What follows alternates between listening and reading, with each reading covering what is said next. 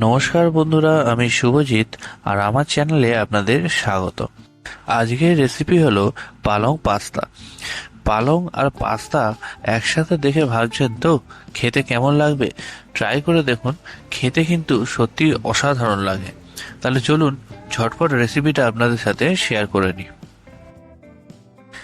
কড়াইতে 2 কাপ জল দিয়ে তাতে 1 চামচ সাদা তেল আর 1 চামচ লবণ দিয়ে জল গরম হওয়া পর্যন্ত অপেক্ষা করুন। এরপর যখন জল গরম হয়ে যাবে তাতে পরিমাণ মতো পাস্তা দিয়ে পাস্তাগুলো সব সেদ্ধ হওয়া পর্যন্ত অপেক্ষা করুন।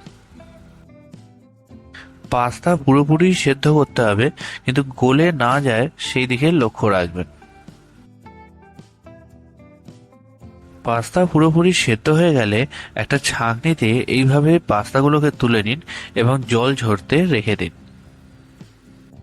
এরপর পাস্তাগুলো তোলা হয়ে গেলে কড়াইতে আবারও জল গরম করুন এবং ধুয়ে রাখা পালং পাতাগুলোকে ওর মধ্যে দিয়ে কিছুক্ষণ ফুটিয়ে নিন।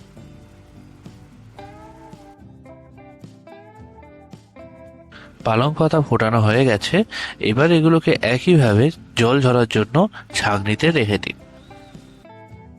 জল ঝরানো হয়ে গেলে মিক্সিং বোলে পালং পাতা, কাজু বাদাম, 2 কোয়া রসুন আর 1/2 কাপ মতো দুধ দিয়ে খুব মিহি একটা পেস্ট বানিয়ে নিন।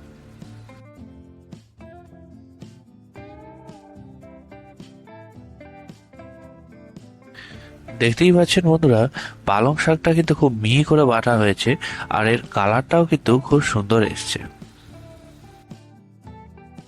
এবার একটা কড়াইতে দিতে হবে 1 চামচ সাদা তেল আর 1 চামচ মতো বাটার।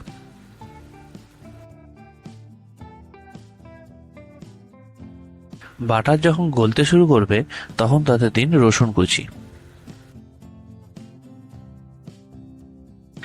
রসুন কুচি খুব লাল করে ভাজার দরকার নেই, হালকা ভাজা ভাজা হলেই হবে।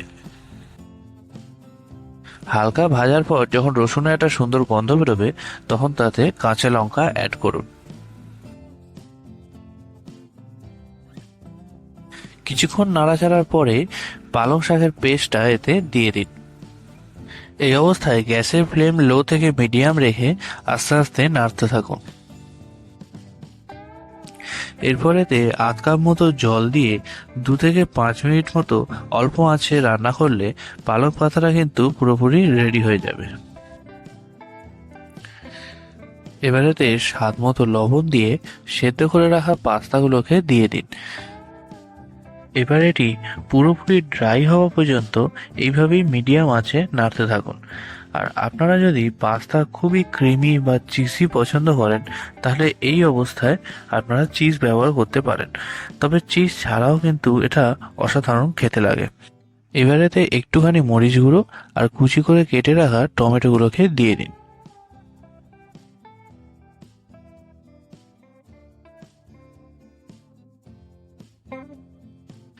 এবার দেখুন এটা অনেকটাই ড্রাই হয়ে গেছে আর পাস্তাগুলোকেও কিন্তু খুব সুন্দর ক্রিমি দেখাচ্ছে। পালক পাস্তা একদম রেডি। এবার এটিকে গরম গরম প্লেটে সার্ভ করুন। আর অবশ্যই রেসিপিটি ভালো লাগলে বন্ধুদের সাথে শেয়ার করুন আর আপনারাও আমাকে কমেন্টে জানান যে আপনাদের কেমন লাগলো। ধন্যবাদ।